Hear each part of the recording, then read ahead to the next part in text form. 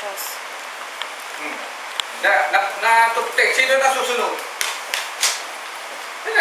Nabigay na sa kanila eh. Sino na susunod? Ang Diyos. Ha?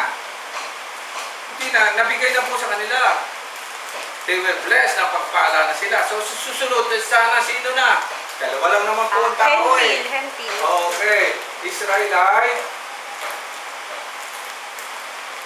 Tapos, yung mga Gentiles. Yung pula. Check na eh. So, ano si susunod? Sana. Sana. Anong ginawa nito? Yan, ngayon ang lilinaw. Anong ginawa nito? Anong ginawa nito mga ito? May ginawa yan kaya nagka-problema eh. Sinuway sa Diyos. Tama po. Alin ang sinuway nila?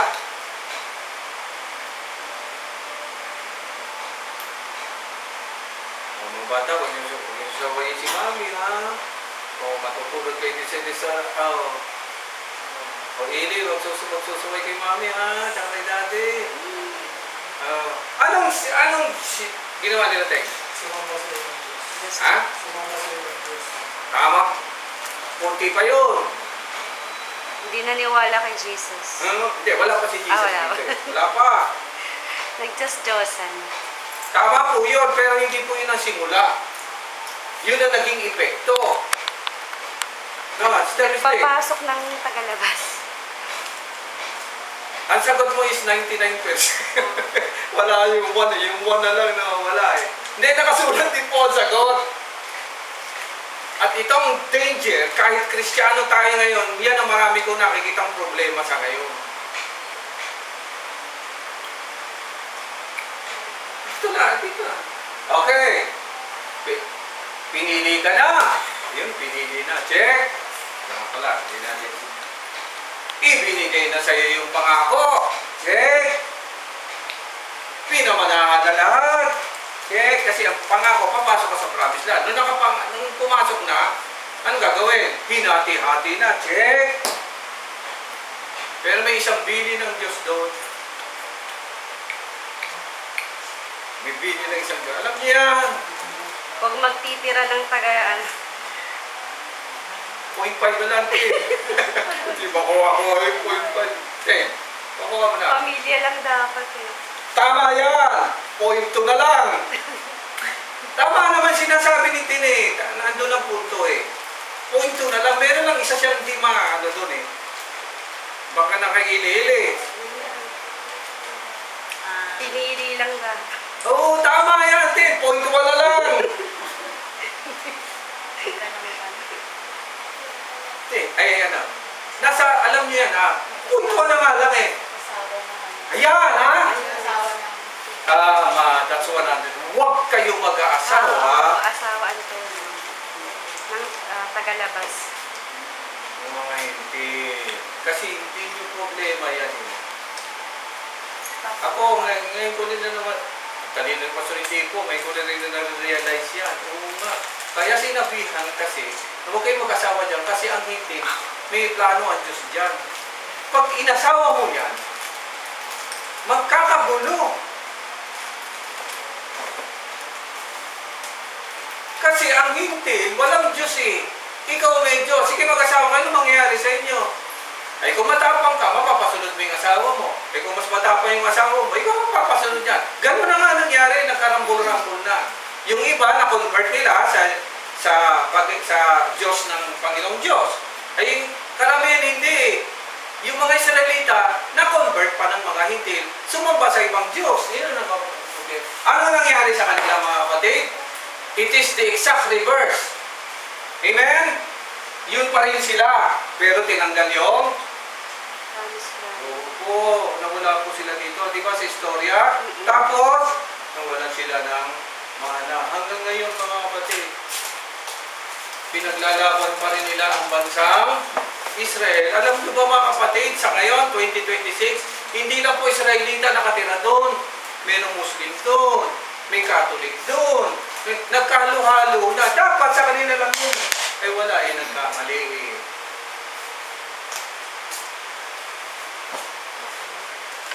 basta hindi natin nasunod yung plano ng Diyos, magkakaproblema po. Huwag mong galawin. Amen.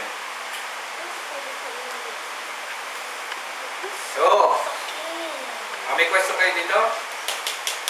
Huwag kayong mag-aasawa ng ano kasi ibabalik kayo niyan sa pagiging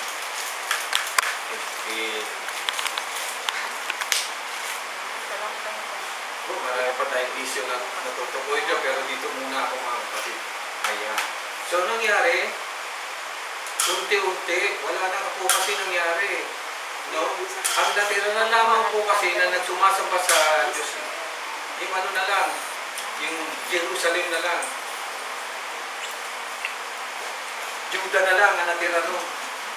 Tapos yung Northern Kingdom, nahati po sila eh. No? Una, nahati sila sa Northern Kingdom and Southern Kingdom. 10 sa Northern, puro hintil na, wala na. Diyos-Diyosa na sila eh. Amen? Kung tutuusin, sabi doon sa binasa na Ething, doon sa Northern Kingdom, nandun po yung Bethel. Yung binanggit kanina, yung Bethel. Kung saan unang nakita niya po, ang Diyos, nandun po ang Bethel. May templo po roon. Pero hindi po rin ginawa ng Diyos, yung sentro niya, napunta rin sa Jerusalem. Nahati po Southern Kingdom. Nasa Southern Kingdom sila David. Sila po yung nandito sa David. Yung sa Northern Kingdom, wala na po lahat. Akalain nyo, pinili kayo ng Diyos, bumalik kayo sa nawalan kayo ng Diyos. Yung natira ngayon, sila David, sila na lang natira, wala rin nangyari. Bumalik din sila sa Diyos-Diyos. Kaya lahat sila mga kapatid. Di ba itinapos sila sa Babylon? Wala. Ilang taon, dahang taon sila doon? Ang tagal. Halos 400 years na walang Diyos. Naroon lang sila. Pero pinabayaan ba sila ng Diyos? Hindi, kumikilos pa rin. Diba, naalala nyo? Sa panahon din ng Nebuchadnezzar, nandun pa yung tatlo, Meshach, Abednego, mga ganun. Tapos bumalik din sila, pabalik na rito sa Promised Land. Amen. Now, dahil sa kasalanan nilang ginawang yun, siyempre po, ang mga Israelita nagsisisi. Nagsisisi naman. Kaya wala na silang magawa. Amen. So sa pamamagitan din ng mga propeta, sila Daniel, sino yung mga propeta, dami niya, sila Isaiah, naalala niyo sino yung mga propeta, ante, magbigay ka isa. Jeremiah, sino ba? Sweetheart, magbigay ka isa. Sepaniah, sino pa? Sino pa? Ang dami niyan. Teng, pakahirap ako. Tingnan nyo na lang dito sa likod. Ang dami, sila niya. The Book of Prophets. Ayun, ang dami, Pinatatawa ko kayo mga kapatid. Di ba, yan, nandiyan dyan, si Hageo, naalala ninyo? Ha? Di ba yung mga yan? Diyan, doon na lang sa table putis. Hirap ko pa ito. Okay, sino yung mga yan? Yan ang mga nang-prophesy. What do you mean by prophecy? Nagpahayag ng Okay, nangyayari. hindi po yan hula. Tapos din, pahayag nino ng Diyos sa pamamagitan nila. Hindi sa kanila galing yung sinasabi nila. At karamihan ng mga propeta, anong karamihan sa mga ordinaryong tao? Hindi sila sikat, hindi sila ordinaryong tao ang ginagamit ng Diyos. Bakit ginagamit ang ordinaryong tao? Sapagkat ang patakaran ng Diyos, huwag kayong maniwala sa nagsasalita. Maniwala kayo sa sinasabi. Sakit po yan ng maraming pastor ngayon. Amen? Ha? Kaya dumadami ang mga, ang galing mag-preach ng pastor, ang galing maggalito. Pag ganun po ang naging dahilan, ibig sabihin, wala po sa Diyos ang concentration dun sa sinasabi na naman. Yun ang problem sa panahon nito mga kapatid. Kaya ako mga kapatid, gusto ko talaga, hindi ako paniwalain. Kasi dapat, doon ka lang sa sinasabi, hindi sa'yo. Kapag hindi naman sa'yo yan. O sa bawat prophecy, tatapusin ka na rito ha, puputulin ko. Sa bawat prophecy, isa po ang kanilang sinasabi. Dahil wala na. na, pumalpak na sila rito eh. Pumalpak sila rito, pero yung pa rin sila. Ibig sabihin, katulad ng natin, ang pangako ng Diyos hindi nagbabago. Amen. Kung sa pangako ng Diyos, nagkamali ang kabilang partido, ang Diyos hindi po yan nagbabago ng isip. Bakit may propeta? Ang trabaho ng propeta, sabihin sa inyo na merong ginagawa ang Diyos para ba kayo makabalik sa Kanya. Tama? Sino rin ang gumawa ng paraan para makabalik sa Diyos? Ang mga Israelita pang gumawa ng paraan? Hindi po. Ang gumawa rin po niyan ay yung may lalang sa Israelita. Amen. Ang Diyos. Sa atin mga kapatid, even in the modern Christianity, kapag nagkakaroon po ng evangelism at preaching, ang preaching po nakatuon sa Diyos na sinasabi na magbalik loob kayo sa Diyos, hindi dahil sa pwede kayong magbalik loob, kundi ang plano ng Panginoon Diyos ay ito para sa inyo. Naibigan nyo. Ang Diyos pa rin. Kasi siya may likha sa iyo. Walang iba nakakakilala sa iyo. Walang iba nakakaunawa sa iyo. Kundi ang Diyos lang. So, anong gagawin dito? Dahil ito po ay pinili pa rin ng Panginoon. Tandaan nyo, wala pa pong hintil dito. Anong ginawa? Kahit anong prophecy, kahit anong sabihin ng propeta, isa lang po ang mensahe nito sa totoo lang. Hintayin ninyo ang inyong tagapagligtas. Sino may sabi noon?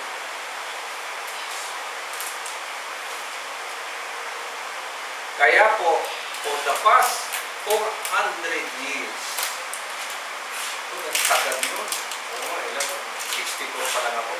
For the past 400 years, sa Babylonia, wala nang ibang inisip ang mga taga-roon kundi ang pagdating ng tagapagligtas. Ang tawag po natin sa kanya ay Mashiach.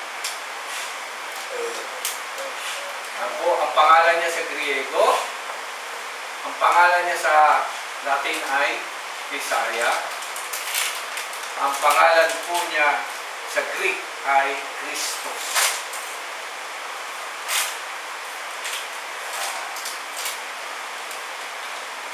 Yan po yung inaantay nila. Sa bawat darating na tagapagligtas, ang tawag po sa kanila ay totoo.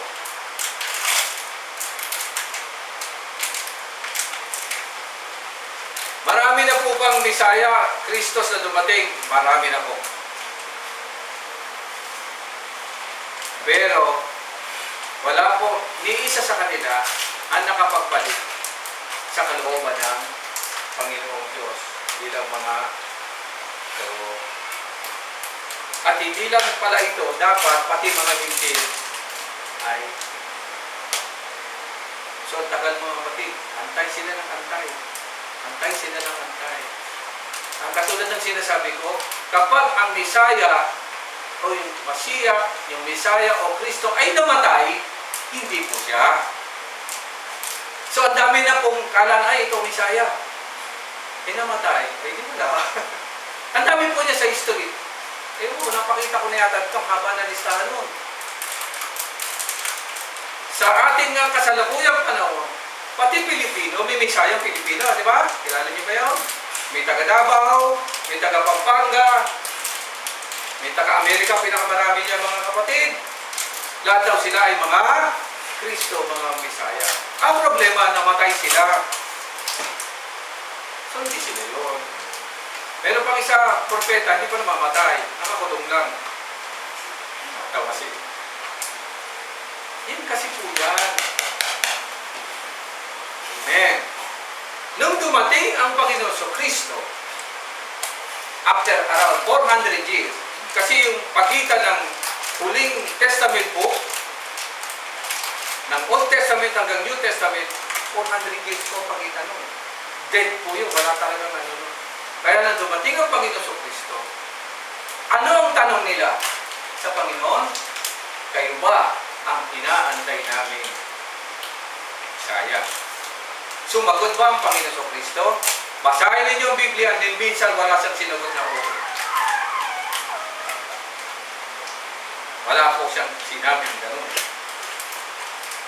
Ang sagot niya lang ay ganito, matatalos na sino man sa inyo nakakilala sa Diyos. Kung ang sinasabi ko ay galing sa akin, ayan na nga, o galing sa amang nasa langit. Wala akong sinasabi dito na sagalang sarili ko lamang. Yan ang sinasabi. Kasi yun ang ano talaga ng propeta. Amen ba mga kapatid? At ang trabaho ng Mesaya ay makabalik sila sa promised land at may balik ang lupang pangako. Kasi kahit nung pinanganak ang Panginoon Kristo, sakop sila ng Roman Empire. Tapos nakita nila ang Panginoon Kristo, napakasimple ng suot, walang sariling bahay. Taga saan ba ang Panginoon Kristo? Saan ba siya nakatira?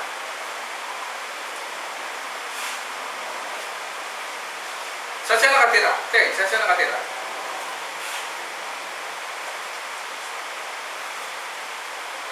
Sa 753, Pascual Street. Nasaret. Ha? Nasaret.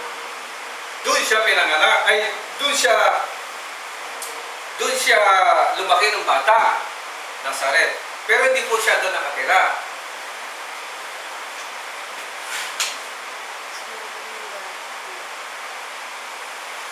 Sa Teresa. Capernaum po. Yung Capernaum.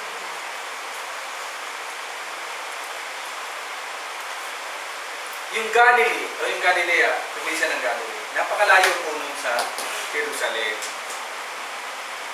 Amen? Malayo po yun. Kumbaga, ito yung Capernaum sa mapa. Narito sa baba yung Jerusalem. Ano ng mga tao? May nabasa niya, anong question ng tao? Meron bang mabuting nanggaling sa Galilea? Kasi ayon sa mga hula ng Old Testament, manggagaling ang Mesiyas dito sa bansang Jerusalem. Saan nga ba pinanganak ang Panginoon Kristo? Diba? Diba? Dito sa baba. Kasi kung tutusin naman, mali yung mga nagparata. Kasi kaya nga sila, di ba, nandun sila sa Galilee? Nagbigay ng utos na tawag doon? Oo, magsisenso. Anong ginawa ni Joseph at Mary? Sina Joseph at Mary, taga Nazaret. Kaya galing silang Galilee, pumunta sila ng Nazaret. Naintindihan niya, ibig talaga na taga Nazaret sila. Di ba doon pinanganak ang Panginoong Kristo? Di ba, Merry Christmas? Di ba doon pinanganak? Bakit na naman sila nawala ng ba? Dapat doon sila maninirahan. Ano nangyari sa istorya tayo? Alam niyo yan. Pinahabol ni Haring Herodes ang lahat ng bata. Batang lalaki. Lalaki, 2 years old. Ay, grabe, bilo. Pinapatay. Grabe. Pati yung 2 years old dadamay, basta 2 years old bilo, ipatayin para sigurado. Ano nangyari sa Panginoon Kristo? Laya sa probinsya napunta ng, saan napunta? Si Dart? Capernaum. Robinson. Saan napunta? Capernaum. Sa Egypt. Egypt. Ay, oo nga pala. Oo. Kasi tanggap na mas History. Opo, napunta po sila na. Wala sa Egypt. Egypt. Opo. Kasi nahanting sila ni Herodes. Nung namatay si Herodes, saka sila nakabalik. Hindi pa sila bumalik. Doon na sila sa Galilee na sila. Doon na sila lumaki, sa Capernaum na. Doon na sila. At doon kasi nagtatrabaho yung tatay niya, si Joseph. Sige, kayo mag-imbestiga. Paano nga naman siya magiging Mesaya? Unang-una, hindi naman siya taga dito sa baba. Hindi nila nakita yung takbo ng Mangyayari kaya nagkaganon. Na dito naman pinanganak, di ba, ang Panginoon Kristo, napalaya, napunta lang doon. Doon na siya lumaki. Kaya sabi nung, may mabuti pang galing sa Galilee. Sa totoo lang, sa Upper Kingdom, wala talaga doon. Kasi karamihan doon, mga hintil. Trade route po yun. Pag sinabing trade route, anong meron? Bagsakan ng pamilihan. Yes, negosyo. Ang Northern Kingdom, puro negosyo yun. May trade route yun, magmula dito sa Rome, doon dumadaan, Roman Empire, papunta sa Middle East. Dito sa baba, religious sector yan. Ay, kasi nandun yung templo, di ba? So lahat ang nangyayari, parang Quiapo Church, pagdating ng January, lahat ang pupunta ng Quiapo, ganun sila. Pagdating ng time, lahat ng mga nandito, pupunta na sa Jerusalem. Hindi po ba ganun na nangyari? O, lahat sila pupunta roon. Kasi nandun yung templo. So, yun ang dahilan kung bakit napakahirap i-trace ng Messiah. Amen? Tapos, kada preaching ng Panginoon Kristo, nagtataka sila, bakit yung sinasabi niya, wala sa kautusan. Yung wala doon sa literal translation. Like for example, huwag kayong magagalit. Ano sabi na? Ba't ganun yan? Kung yan ay ito, bakit ang kasama niya? Sino raw kasama niya? Mga nanginginom. Mga lasing sa alak. Sino pa kasama daw niya? Tax collector. Kasi yun ang sinano yun eh. Alagad niya eh. Sino pa? Hostess. Sila Magdalena. Bakit daw ganun ang kasama? Sumagot ang Panginoon Kristo. Ano sagot ng Panginoon Kristo? Dito ko tatapusin. Yung doktor daw ba? Yung may sakit daw ba? Sino ang hinahanap? Yung doktor o hindi? Yung sila natigilan. Lahat sa bandang huli, ano nangyari? Ano nangyari? Namatay ang Panginoong Kristo sa krus. Sa kanila pag namatay ang isang Mesiya, wala na. Ang hindi nila alam, ang pagkamatay ng Panginoong Kristo sa krus ay pagtubos sa kasalanan ng sanlibutan. Yun yung John 3:16 na sinasabi. So at least saan po siguro natin ang kaluwagan nito. Babalikan po sa ating wala po tayong kinalaman sa nangyari dito. Pero kung mag-preach tayo, parang tayo yung si Jesus. Kala mo kung sino ganito. Ay, naku mga kapatid.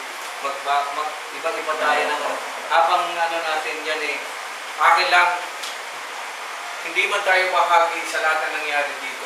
Pero pinaunawa sa atin ng Panginoon, yan ang plano niya. Kumilos na ang Diyos diyan, napupunta na ngayon, papunta na rito sa atin. Kaya huwag mong angkinin yung hindi mo naman ginawa doon. Amen? Umakto tayo sa panahong pinagamit na tayo ng Panginoon. Panahon na ito naghintin. Tigil-tigilan ninyo yung paggamit ng mga memory verses dito. Ang paborito pa naman dito, sabi rito, sa aklat daw ng Isaiah, pinili kita para kayo ay yumaman at tumundan. Na hindi ka parusahan, na hindi ka maghirap. Diba? Not to, sabi ko, bakit mo ginagamit yun? Hindi kayo ang sinabihan yan. Wala, para makainganyo. Mali yun eh. Dapat matuto tayo dito sa diba? Sakit sa ulo. Nante. Bakit ba ko nante? Tayo manalangin. Magpasalamat sa Panginoon. Dakilang Diyos, maraming salamat po. Bakit bahagi pa lamang ng katotohanan ng aming pong natututunan at napag-uusapan. Lord, sa kabila ng lahat ng ito, nagpapasalamat pa rin po kami dahil sa bahagi po kami ng iyong pagliligtas.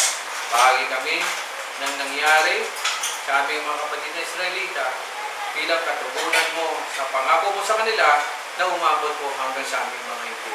Salamat po. Patuloy po ninyo kami turuan, paliwanagan sa lahat ng ito.